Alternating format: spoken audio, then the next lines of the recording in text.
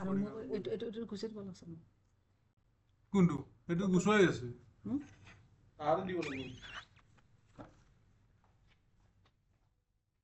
তাহাঁতে দিব লাগিব এক্সেস কোনে চলাই আছে বৰ্ষিতা নে অনন্যা তাহাঁতে দিব লাগিব নহ'লে নহ'ব নগুচা মই এইটো গুচাই দিমতো নহ'ব তাহাঁতে দিব লাগিব এক্সেস কথা ক'ব নোৱাৰা নহ'লে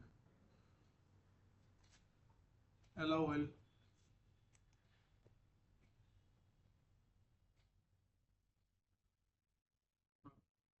মাউচত দিয়া লগত মাউচত নহয় সেইটো নহয় মাইকত ক্লিক কৰা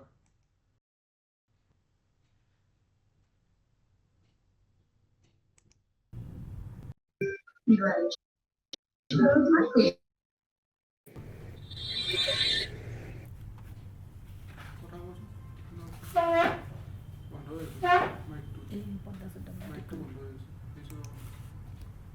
বৰ্ষিতা বাইদেউ 3 মিনিট হৈ গ'ল ৰুমা বাইদেউ আহিছে নে এবাৰ আমি ষ্টাৰ্ট কৰিয়ে দিওঁ নেকি নহ'লে কি কৰিবা বাইদেউ আহিছে নে নাই বাইদেউটো দেখিছিলোঁ ছাৰো আছে আচ্ছা আচ্ছা আচ্ছা অনলাইন আছে ঠিকে আছে ৰিকু চ' ষ্টাৰ্ট কৰোঁ এইটো মোৰ চলি থাকিব ন should I or wait Karim 2 minutes মান আৰু 50 হৈ লওক নেকি ন that will be better 32 হৈছে mm-hmm. Ruma ma'am Yes, yeah very good evening and sorry very good evening. we have to wait up to 50 numbers no 34 Okay, no problem. Okay.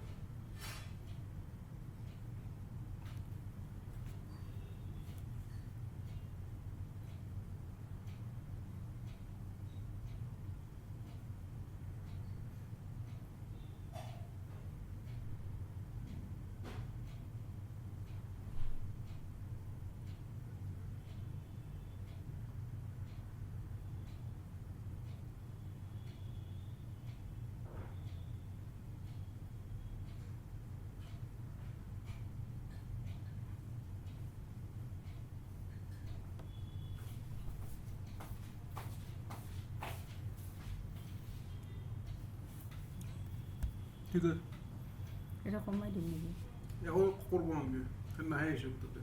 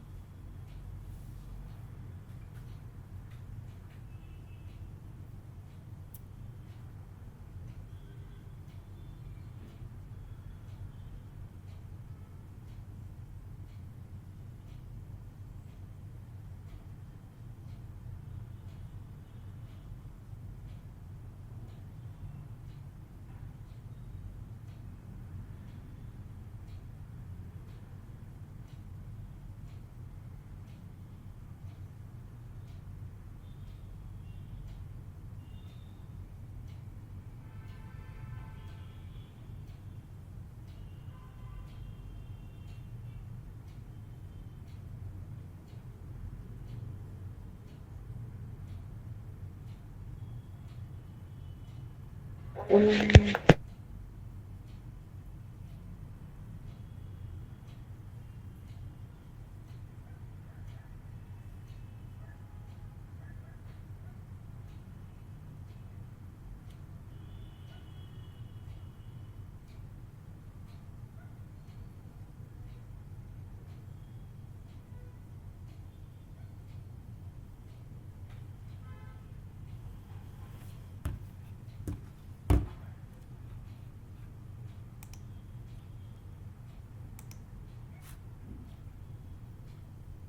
Varsita? Ready.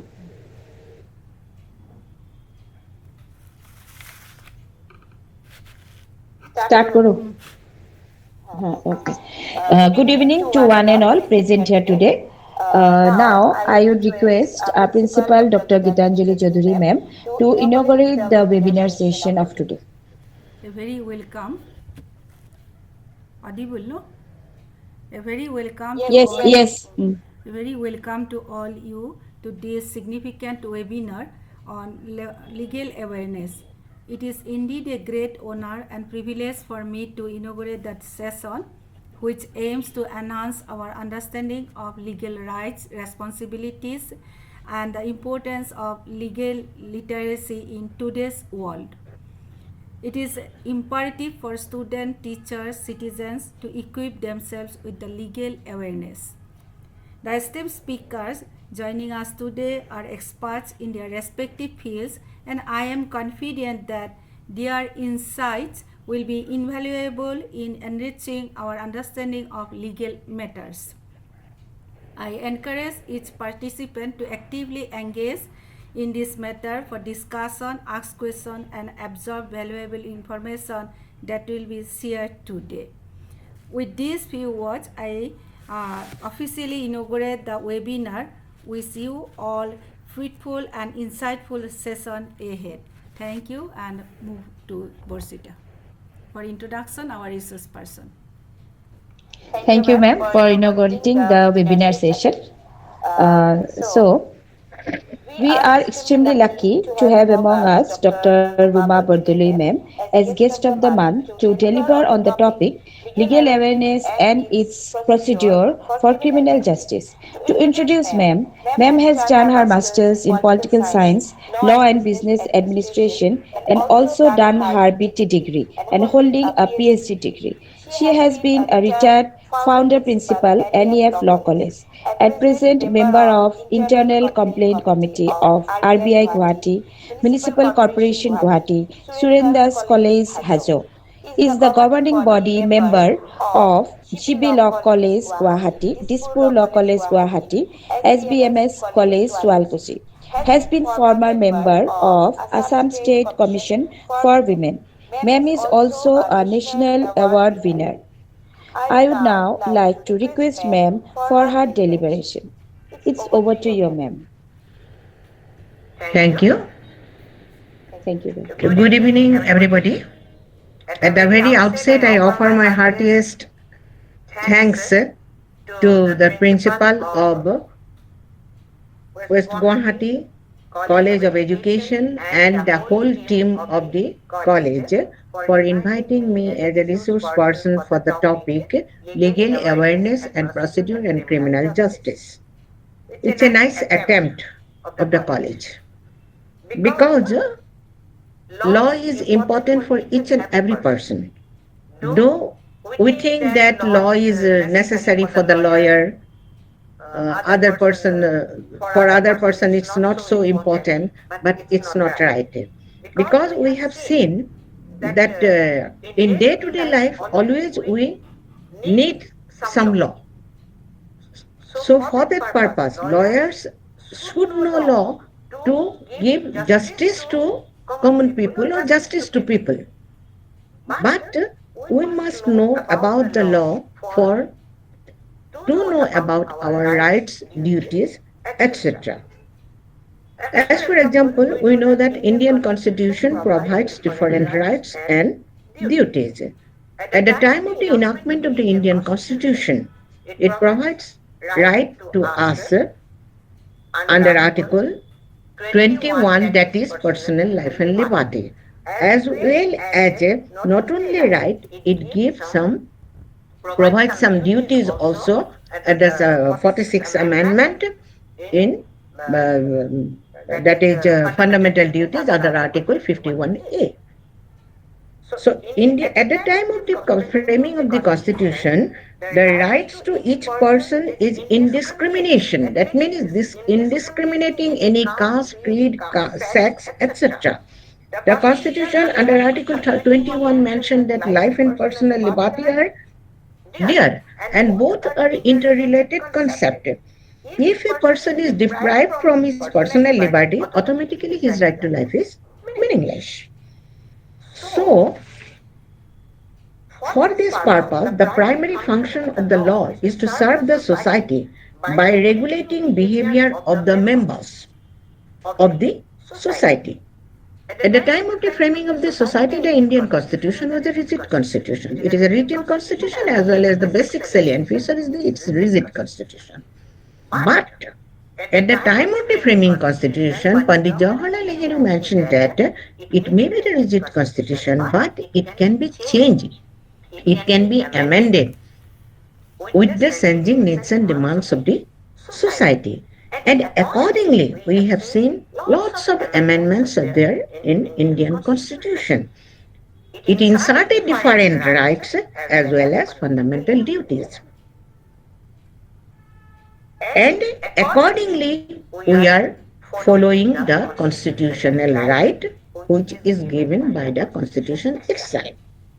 Different legislation has also been done. Different legislation is enacted and abolished considering the needs and demands of the society. Some laws are enacted for women, some laws are for children, some laws are for old parents, even some laws for transgender also. And these laws are enacted for them as well as abolish some laws also. As for example, Shatida, child marriage, these are abolished. So, laws always tries to satisfy the needs of the demands of the society as well as save the society. And we have seen that after keen observation, we have seen that different problems faced by the common people also. As for example, women specially suffers for women problem, children for children problem, old parents for their problem, transgenders for their problem, but some problems are common for all. And for that purpose also different laws are passed. As for example, Consumer Protection Act. Children also consumer, women also consumer, man also consumer, everybody is consumer, that is common. Then Motor Vehicles Act, Factories Act for the factory laborer, Equal Remuneration Act, Maternity Benefit Act for the working woman, Dowry Prohibition Act, Domestic Violence Act, Sexual Harassment Act, etc. Dowry Prohibition Act, why it's required? Dowry is a very burning problem in the whole Indian society. Of course, in Assam we know that it's not so burning problem, but the virus of dowry already spread in Assam also. So they are covering the dowry data. We have seen different news in newspaper or in TV or anywhere, the dowry date in Assam also. So to protect the dowry, that taking of dowry and giving a dowry, both are, that is, both will be considered as offense. And that Dowry Prohibition Act to prohibit the dowry. And interestingly, some problem faced by the legislature for the homemaker. What happened that homemaker always face some problem which is unknown to anybody, which is unknown to each and everybody, only suffered by the homemaker.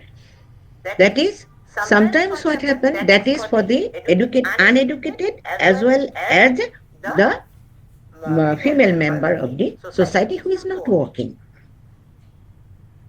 They are working whole day, they are serving in their household works morning till night without any leave. No leave system is there.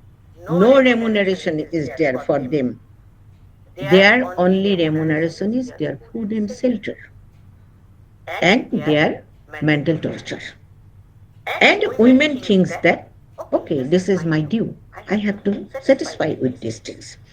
And they are afraid and they are only their cry. They are, that is, they only can cry within the four walls of the house and nothing else. So to protect them, these are the domestic violence. You have to know these are your violence against you. If somebody is putting forward your finger to you, you may not be the worker, you may not be the owner, but these are your rights. This act, Domestic Violence Act, is enacted to save women for this purpose. One thing is that in case of domestic violence, why this domestic violence are there? Main thing is that we know that main thing is uneducated. That is uneducated woman, for the uneducated woman, as well as not self-dependent. They may be educated, but they are not self-dependent. So they are not self-dependent. Taking the advantage of this, they are always the different type of violation are that they tolerated the violence because that is my due. I have to tolerate this thing because I am getting my shelter, I am getting my food. And for the women, particularly I want to speak about the women. For the women, what happened? They have no way.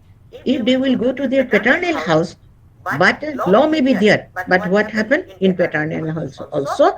They will be the subject of harassment by their brother, sister-in-law, etc., etc. So for that purpose, this Domestic Violence Act was passed. After this Domestic Violence Act, we are mentioning that Domestic Violence Act was passed to protect them. Okay? But what about the working women? Women come forward, girls come forward for study, for education, for job. But again, another side is increasing.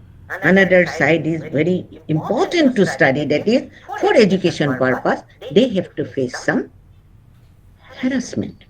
What type of harassment? By the authority, by the teacher, as well as by the employer. What type of? For the education, if they can't satisfy their if any teacher is harass them sexually, then what happens? They will keep silent for the matter of the marks. Authority, for the authority, they may will not help her, or after passing, they may not get the job there. No placement will be there if I will not satisfy them. Not for all, but it happens. But what happens? Though it happens, we may say that no, these are not happening because reported cases are not there. But no, unreported cases are much more than the reported case. Because why they are not reporting? If they will report, first of all, if in case of the education, if in case of the student, if they will inform to their house, their parents will say, or their brother will say, oh, you may have some problem, that's why these things are going on. Why these things are? No, teacher cannot be like this. Authority cannot be like this because they are teacher, because we know the Guru Param Brahma. So how these things are going? You are not good. Or the society will sometimes say, your wearing type is not good. You are not wearing proper clothes. You are not, your attire is not satisfactory. That's why these things are going on. So that is our personal thing. But they have to face these type of things and they keep mum only for this. Somebody is like this and somebody come forward to get the marks. Ultimately, their trend is in that way. Next, the worker. who worked in the any employment. It may be government, it may be non-government, it may be private, it may be any other contractual worker. Then what happened for them? For the fear of their fame, for the esteem, they keep silent. Number one. Number two, for the fear of the promotion, they keep silent. And they, if one they want to raise their hand, for the lady, if they will go to their husband and tell that these things are going on in my office, then her husband will say, okay, no need to go to the office. I will give you that amount of money. You stay at home. Matter is finished, over. But what about her mental growth? What about her thinking? What about her own identity? Everything is collapsed for that purpose. Second, family member, or he will say, there may be some wrong with you. There are lots of working women. Why in case of you? You are giving advantage to them.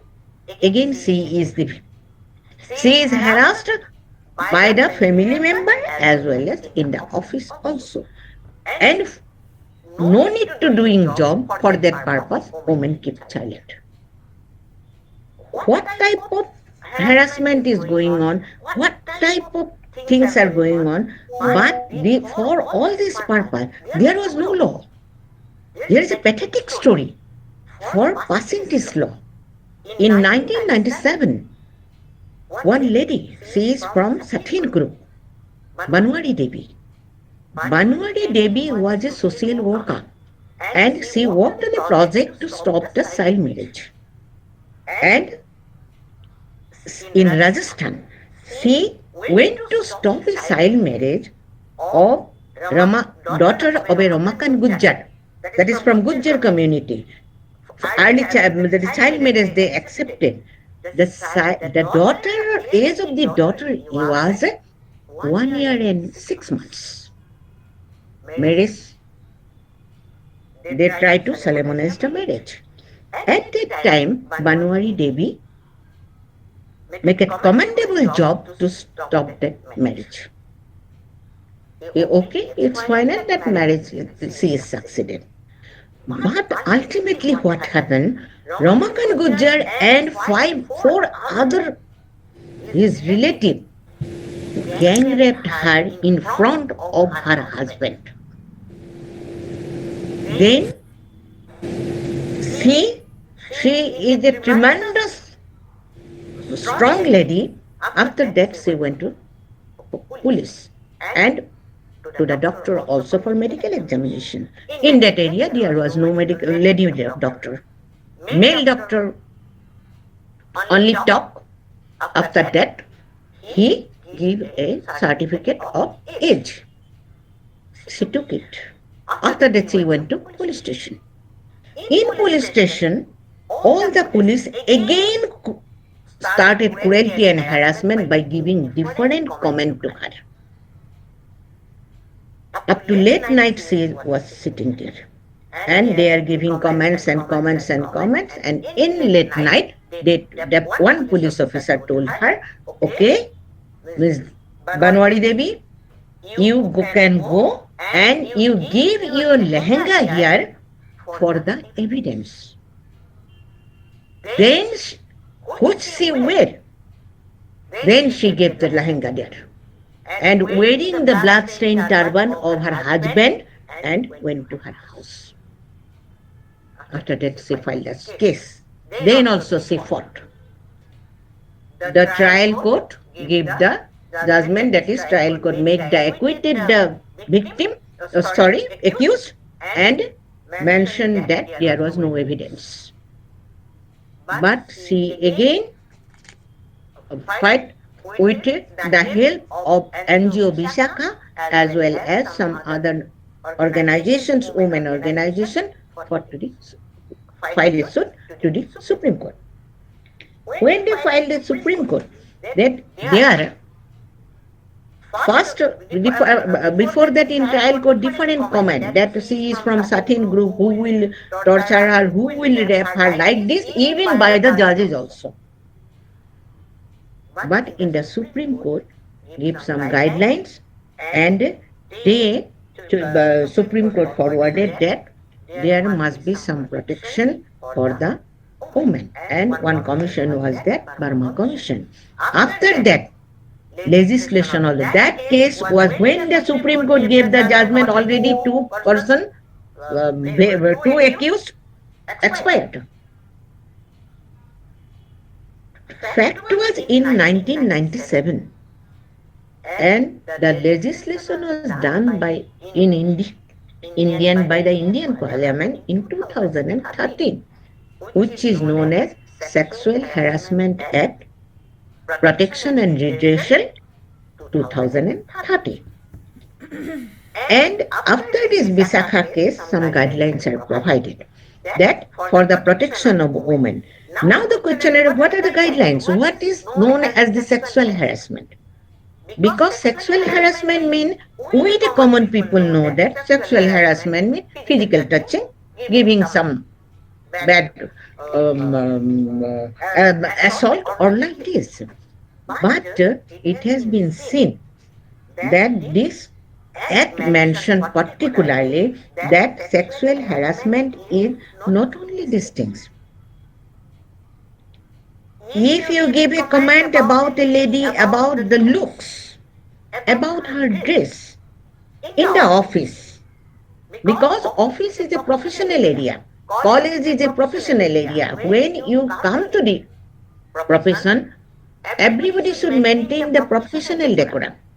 But what happens sometimes, some comments giving by joke or anything in the office area, and that become a gossip area like this. No professionalism is there. For that purpose, what happened? The dignity of women is completely curtailed.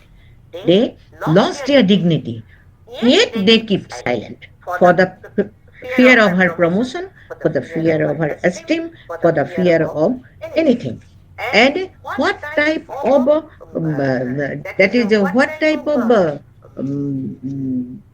harassment will be considered as the sexual harassment? First is derogatory looks. In the professional area, in the workplace, derogatory looks should not be given to the woman. Then indecent proposal, writing or display of sexually graphic pictures, SMS or MMS. These are also sexual harassment.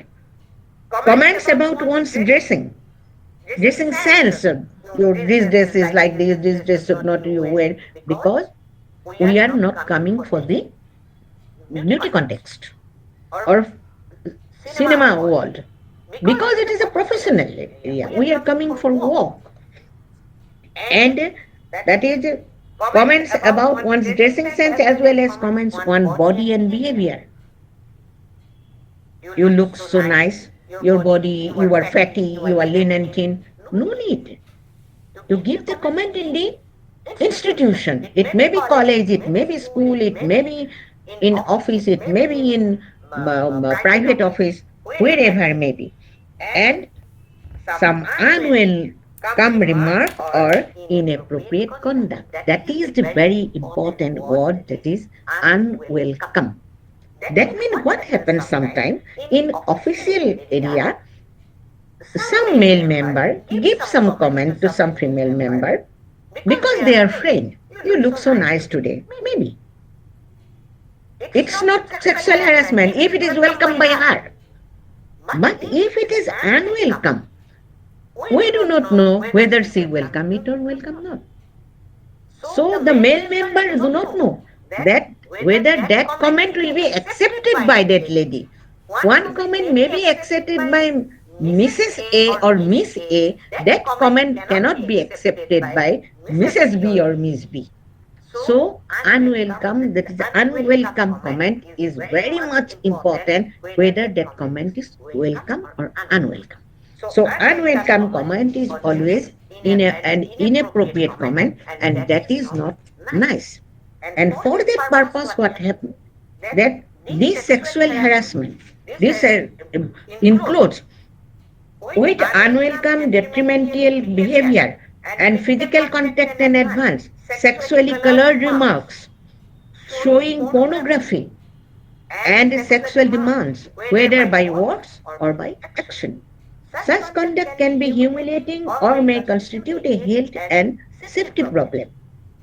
It is discriminatory when the woman has reasonable ground to believe that her objection would disadvantage her in connection with her employment, including recruiting or promotion, or when it creates a hostile working environment.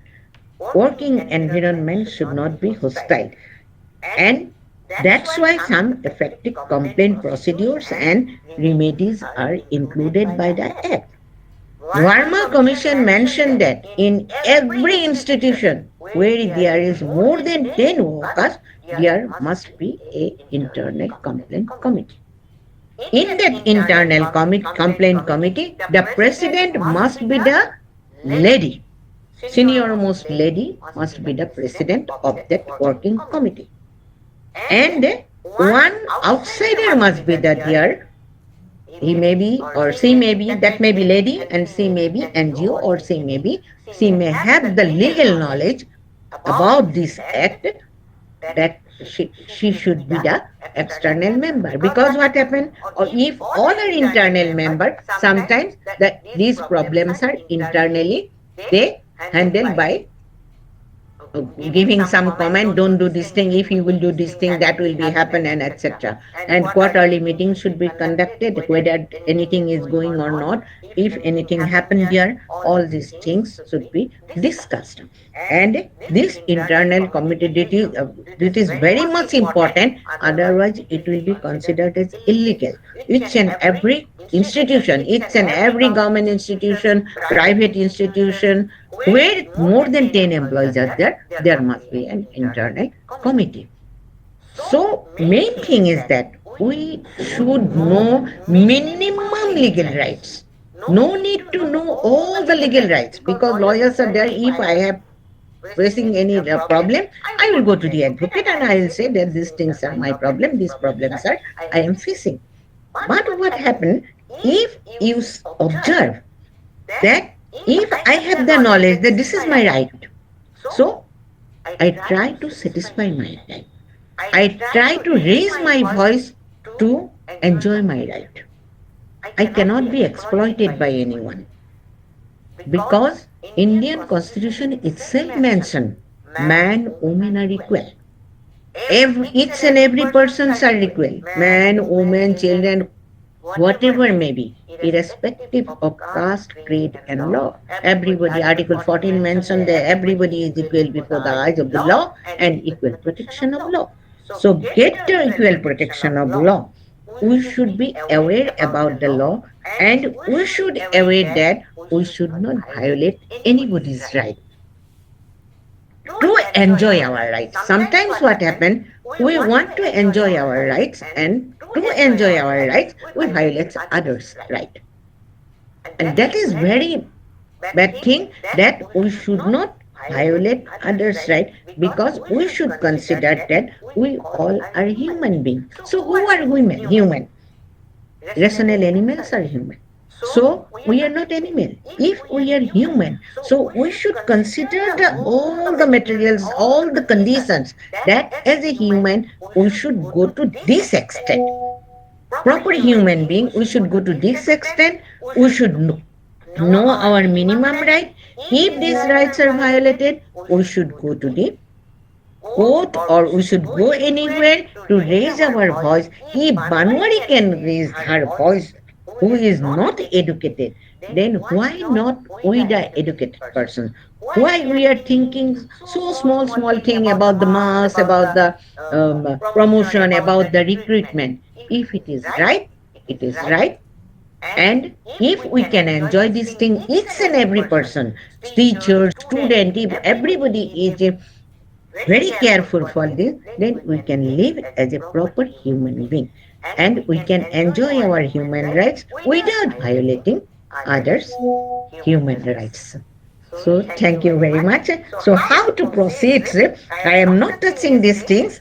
I only touch the right water, your right water, our right. We have to satisfy our rights and we have to raise our voice to enjoy our rights.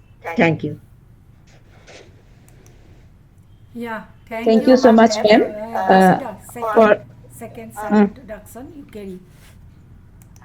Thank you so much, ma'am, for your knowledgeable and informative deliberation. Now I'd like to introduce our second guest of the month, Dr. Punyak Pratap Bordoloi, sir, LLM Criminology and PhD in Human Organ Transplantation. Sir has been the resource person in various law colleges, including Karimganj Law College and Goalpara Law College. Has practiced as advocate in Guwahati High Court for 7 years. At present, Sir is working as assistant professor in Dispur Law College, Guwahati. We are highly delighted to have you among us, sir. I would now request you, sir, to start the session. It's over to you, sir. Thank you so much, ma'am. I hope everyone is having a very good evening, and I'm really honored to have been welcomed in this most esteemed organization to give my insight on the very little amount of knowledge I believe that I have acquired in all these years. Well, after this such an wonderful explanation that has been given by Dr. Ruma Bordle, ma'am, I don't think my value will be of such insights. Still, let me try to give some knowledge to you people. Firstly, while just going for this legal awareness, legal duties, we need to know something what actually happens in our day-to-day life. What exactly that we go through in our day-to-day life. If any wrong has been happening to us, the first thing that comes in our mind is of I'll go to the police station. That is the first thing that comes to our mind. We have to go to the police station and file a complaint or give an FIR to the police. We really need to understand what an FIR actually means. An FIR means, the abbreviation of FIRs is the first information report. Now here we need to understand that we are only informing the police that something is not correct and something wrong has been happened to me. But we also have to understand it is not the duty of the police to make sure that actually the wrong has been done to me or not. It is the duty of the court to make us understand if there exactly some wrong has been done to us or not. Now it comes, there are many such kind of times when we lodge an FIR and the police is not doing anything. And at the end, we come up to a conclusion saying, "Poisa khale niki? Police don't kaam ko nokorile." So we need to understand that how we have to make the police work for us. At the onset, when we go for an FIR, we need to have a Xerox copy with us. Along with the Xerox copy, we need to make sure that the police give a stamp of that particular police station. He have to give a signature as received and also a PS case number.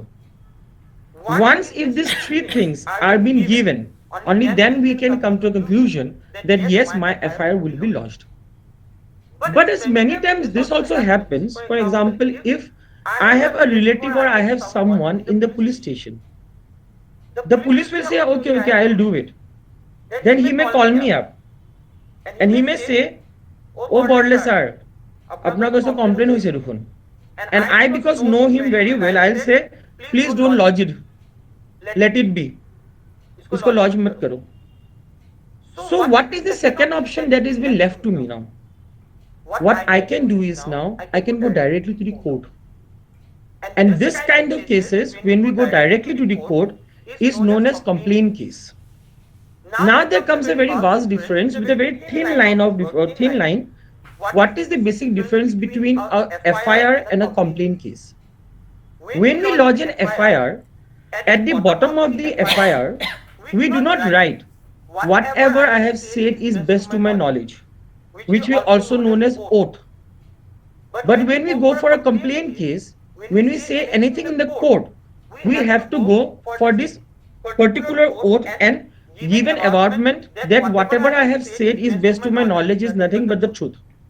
What we even hear in Hindi movies, मैं जो बोलूँगा सच के सिवा कुछ नहीं बोलूँगा.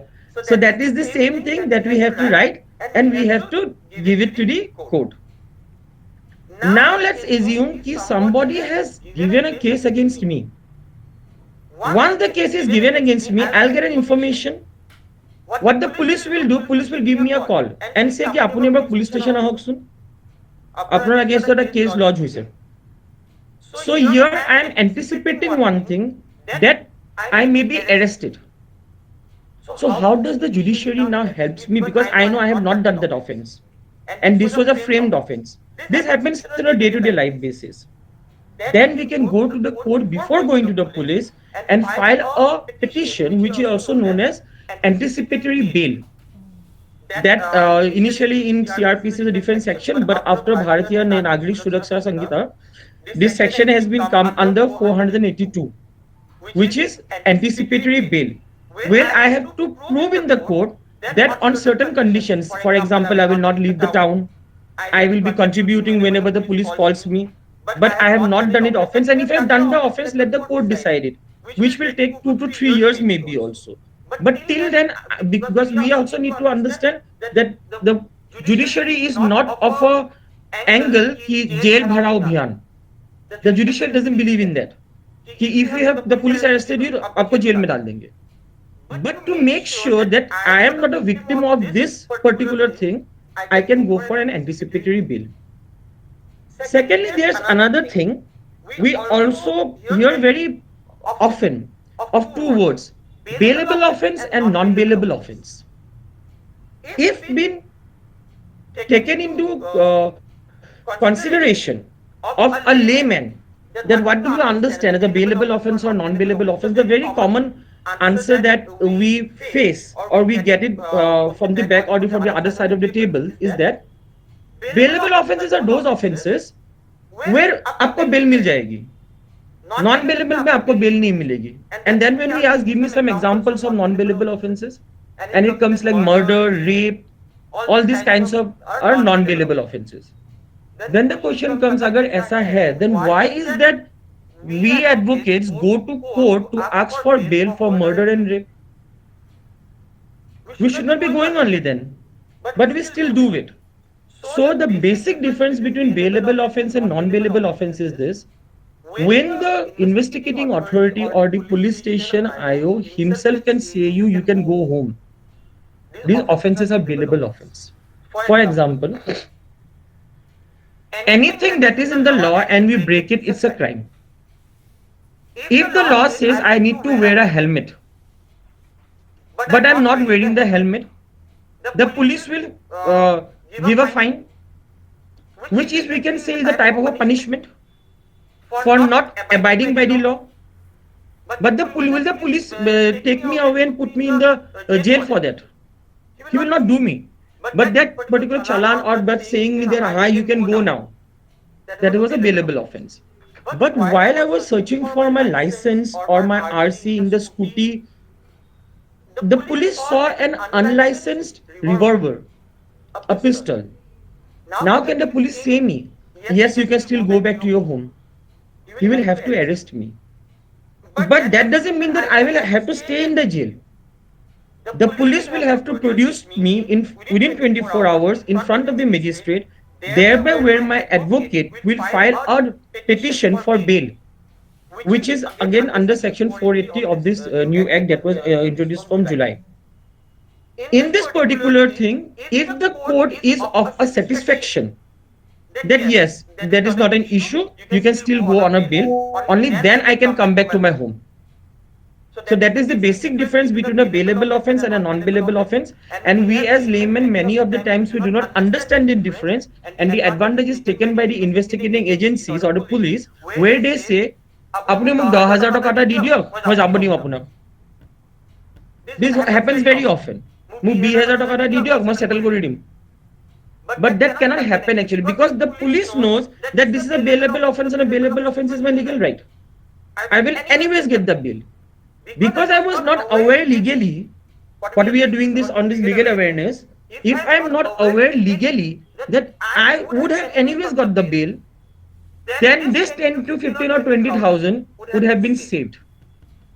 So this is the basic awareness that we should come to know, that what are the bailable offenses and what are the non-bailable offenses. Then it comes, we must be also watching this Satark India, Savdhan India, where we often see a police bolero car or a Scorpio just come over, and the camera is focused on his tire, and once the camera is focused on his tire, the police comes over, and if it is CID, दया दरवाजा तोड़ो, फिर दया दरवाजा तोड़ देता है और फिर उसको पकड़ के लेके चला जाता है. Correct. If how is the police having that authenticity to arrest me? This if I do a offense which is not, which is a very vast degree. There's, for example, murder, dacoity, rape. The police doesn't need the permission of the magistrate. He can come and arrest you. These are known as cognizable offenses. But in certain cases, we also see in movies and all, where if it is a rich man and the police goes to arrest him and the question is been asked कि arrest warrant लाए हो क्या? बिना arrest warrant के आप मुझे कैसे arrest कर सकते हो? That means that particular offense was actually a non-cognizable offense, whereby the police needed that arrest warrant to arrest that particular person. And once you are arrested, then again we will again go back to this bailable offense or non-bailable offense. Then there is also one more thing which happens a lot in our day-to-day life also, कि अगर मैंने एक offense कर दी, if I have done an offense, I try to convince the victim कि please let us settle this outside the court. Why to go to the court? Your time is gone, my time is gone. So let us just do it and finish it outside the court. There is a proviso for doing it. And for such offenses, it is known as compoundable offense.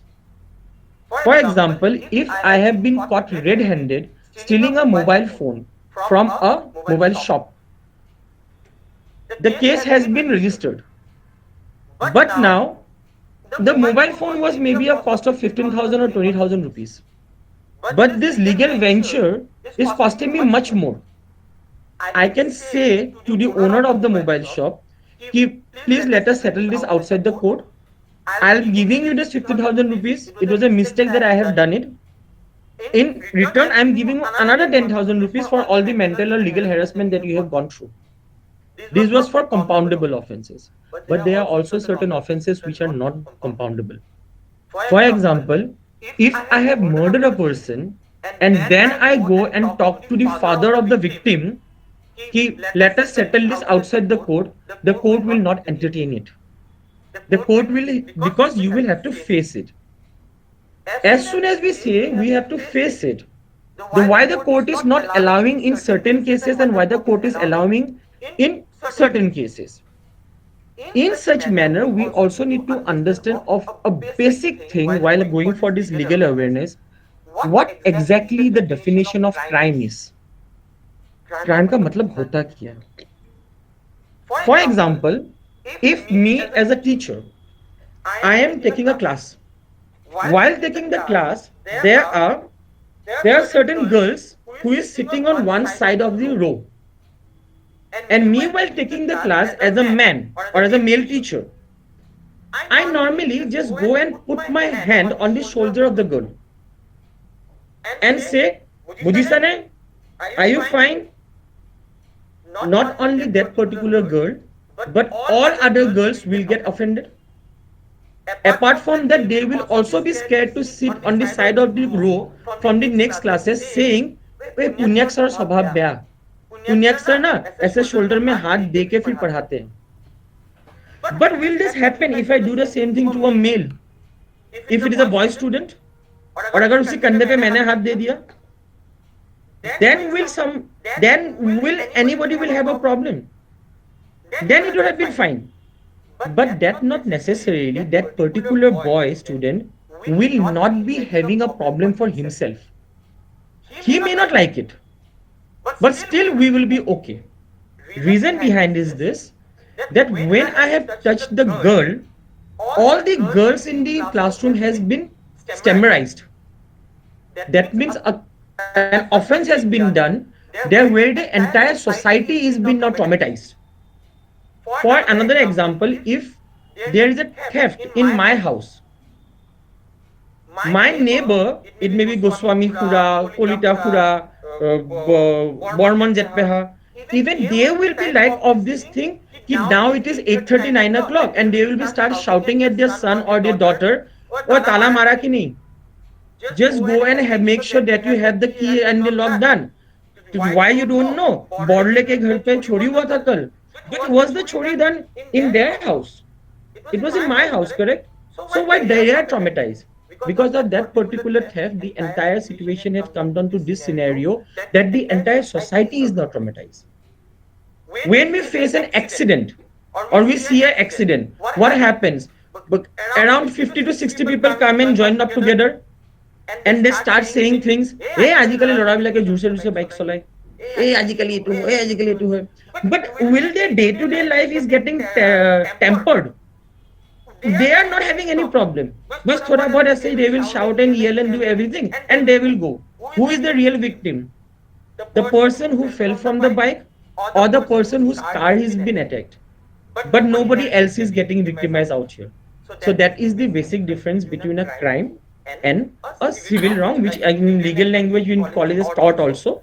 But since it is not a legal class, so we'll just say as a civil wrong and a difference between a crime. Now there is another more problem in this society. There is thing what we say, अमीरों को न्याय बहुत जल्दी मिलती है, गरीबों को नहीं मिलती है. That means that a person who is of a rich background knows exactly to how to hire a rich advocate and get his justice to be done. But what will happen to a rickshawala or a vegetable vendor? How will they get justice? For this, the judiciary system has also enacted an act in 1987 known as the Legal Service Authority. And how this Legal Service Authority works out? In every session court, there is a district legal service authority, whereby any poor person of the society can go directly. And now this is the duty of that particular service authority to appoint an empanel advocate and make sure that this particular justice is being given to him with free of cost. He doesn't need to pay anything for that. And to make it more transparent or more reachable for the poorer people, it has been made a rule that every law college should have a legal aid clinic. It is a compulsory rule, which has to work out at least on once a week. Many of the colleges work it out on Saturdays from 4 to 6 o'clock or 4 to 5 o'clock, whereby if my college is in Dispur Law College, so there is rickshawalas, pushkawalas. Now they do not know that how to go to that particular legal service authority and empanel and get an empanel advocate. But they also know that all the students that come over and have pushka or chat from me are becoming lawyers. So what they do, and this thing actually happens, they come over to the college premises and they ask the principal, ma'am, this thing has gone wrong with me. So how do I help myself now? I want justice for this. Then the principal of the college will guide him towards the legal aid clinic, wherein our advocate of the court is already been empaneled and two senior teachers who have got practice or who knows a knowledge of law from law background will be there to guide it out. From there, this particular college will take the person, the data, the facts, will go to the legal service authority, and whereby the legal service authority will take over it and make sure that this particular person gets the justice that he deserves for. There is another very interesting thing in legal awareness or in law. Every section have got exceptions. Every section where a punishment is being given, exceptions are also being given. Maybe this is the reason why the same law that we study, the judge also study, the advocates also study of the opposite party. But one advocate wins, one advocate loses. The basic thing of exception is this. For example, Section 63 deals with rape. Rape is very elaborately or very moderately explained that any kind of intercourse without the consent of the lady will be considered as rape. It is very simplified. That consent is not there, intercourse has taken place, so rape has been established. But let us imagine a situation now. A husband on a Saturday night comes from a party with his friends. The wife is very angry. She is like, why every Saturday? Why every Saturday? The husband comes over, takes the bath. The husband says, okay, now let me eat. The wife is like, jo karna hai karo, ji korbo sa kora, mulo kotha na pariba. And you're smelling like anything. Then the husband had his food, went over to the bed. Now, because of his intoxication, or maybe, he wanted to have a physical relationship with his wife. The wife is very angry. The wife is on the tip of anger. The wife is like, no, don't even come near to me. But the husband is on a full thought of himself, no, you are my wife. I may do it. Am I going to some other girl? No, no, you are my wife. Then he forcefully have a physical intercourse with his wife. Now coming back to what section 63 have said, any physical intercourse without the consent of the girl will be considered as rape. But as I was saying, exceptions. In this particular case also, there is an exception number 2, where it has been very specifically said, before it was 15 years, now it is 18 years, that if the wife is above the age of 18 years, marital rape cannot be established. And for this, many cases are also been pending, but still now it is not yet been allowed. Plus, another exception in case of rape is for medical practitioners. If a medical practitioner uses any kind of instrument for determining, for let's say for gynecological processes also, then also it cannot be established under this particular act that a rape has taken place.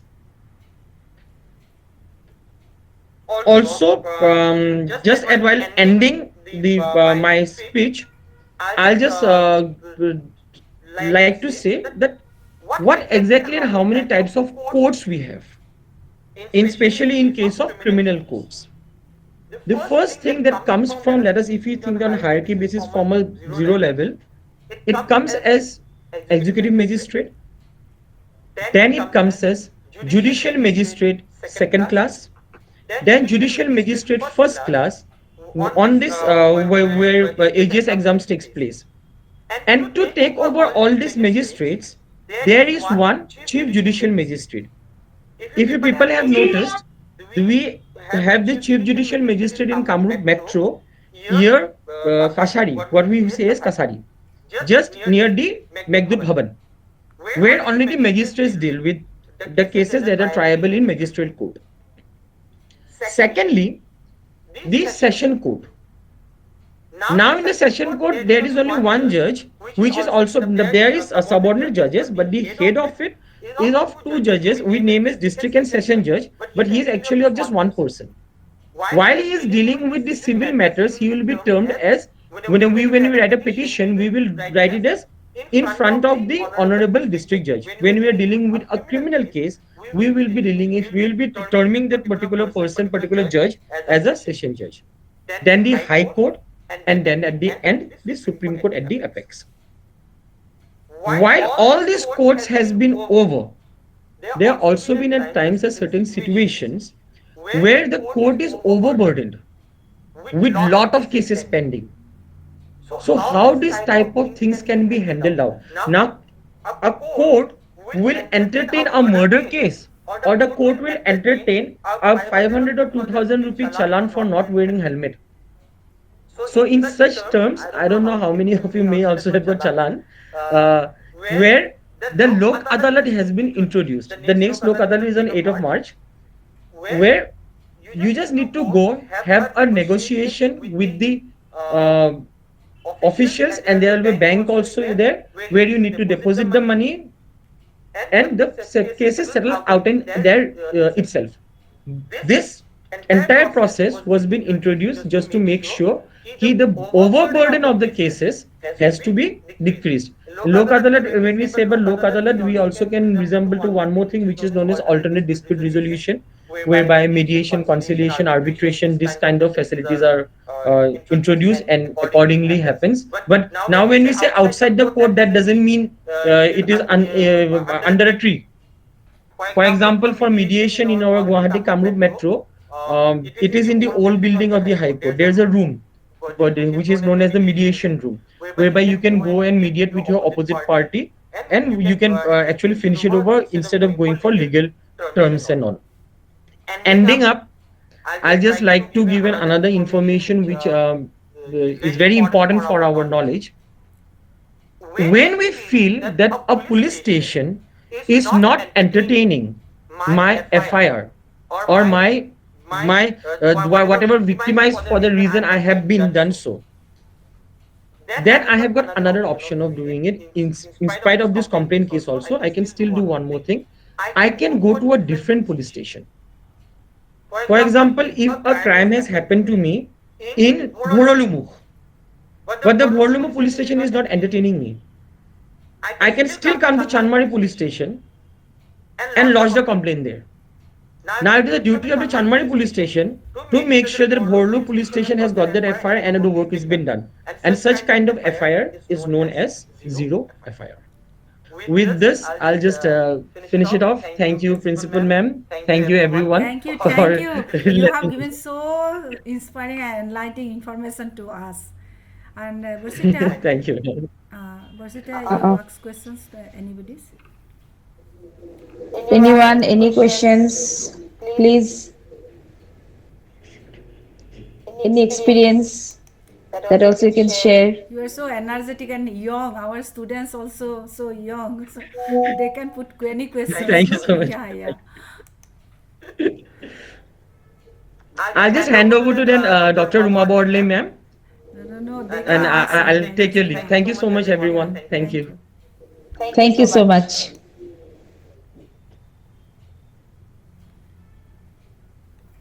Varsita, question নাহিলে আমি ম্যাডামক হেই কৰিব পাৰো নেকি চাচো মেম আহক আমি vote of thanks to কৰি দিওঁ বাইদেউ খুব ভাল লাগিছে দে ইনফৰমেশন ইমান পাইছে Thank you. আমি ভাল লাগিলে নহয় ষ্টুডেন্টসে ভাল পায় যদি কিবা কোৱেশ্চন আছে যদি এনি এইটোৱে কথা আৰু কিমানখিনি কোনে দিবলৈতো বহুত বস্তু আছে মানে যিখিনি ডে টু ডে লাইফত লাগে আমি সেইখিনিহে টাচ কৰিবলৈ গৈছোগে না ইয়াৰ পিছত আমি ইয়াৰ পিছত one day we can invest all this law no okay sure it's better for us also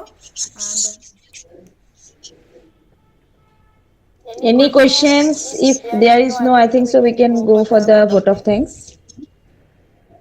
okay ma'am very good evening to one and all present here in this webinar so here we have come to the end of our program I am Mrs. Bulti Das, Assistant Professor. On behalf of West Guwahati College of Education, first of all, want to offer my heartfelt thanks and gratitude to Dr. Ruma Bordale Ma'am, Retired Principal of NEF Law College, the guest of honor of our today's webinar. Ma'am, thank you so much for spending with us your valuable time and effort and also for giving such a knowledgeable and informative speech on the topic of our today's webinar, that is legal awareness and its procedure for criminal justice.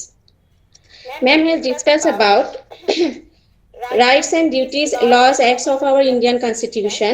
Ma'am has specially discussed about the legal rights related to women issues like domestic violence and about the various harassments and threats that the working women are faced in their day-to-day life in their working places. I hope it will be very helpful for all of us of our West Guwahati College of Education family and especially for the female educators and the female teacher trainings for leading a very healthy family, social and professional life. Thank you so much, ma'am.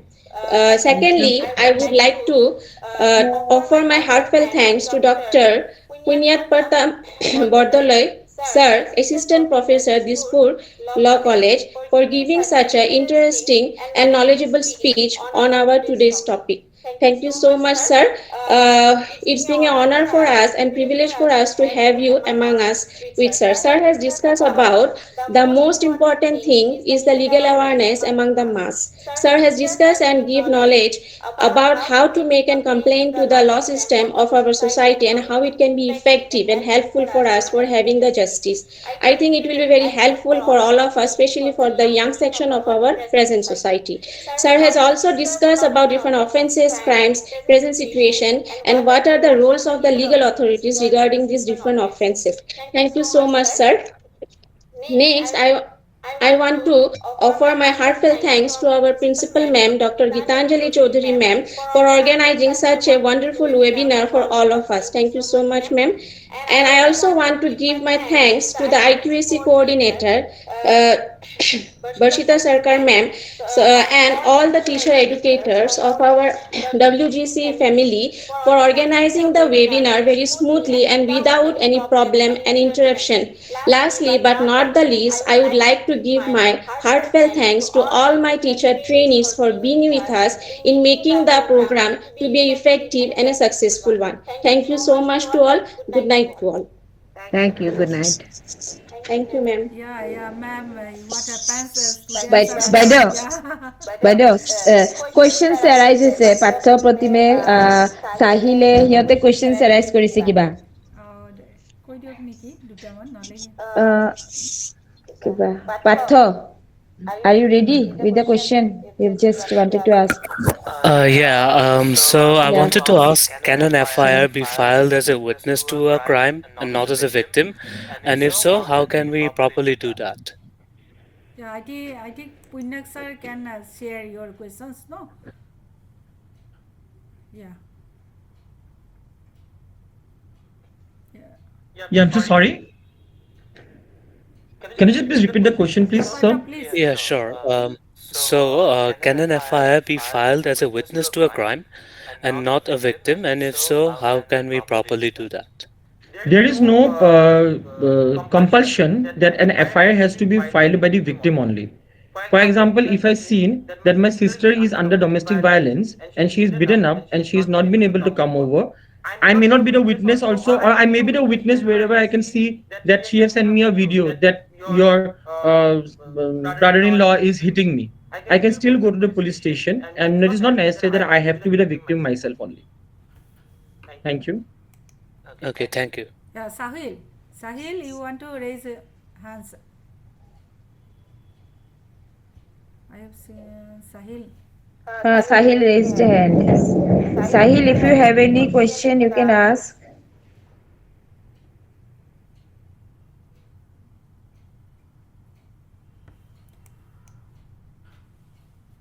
Okay. Good night. We can wrap up the webinar. Thank you so much, ma'am. Thank you. Namaskar. thank you and good night Thank you. Good night. Thank you. Next again we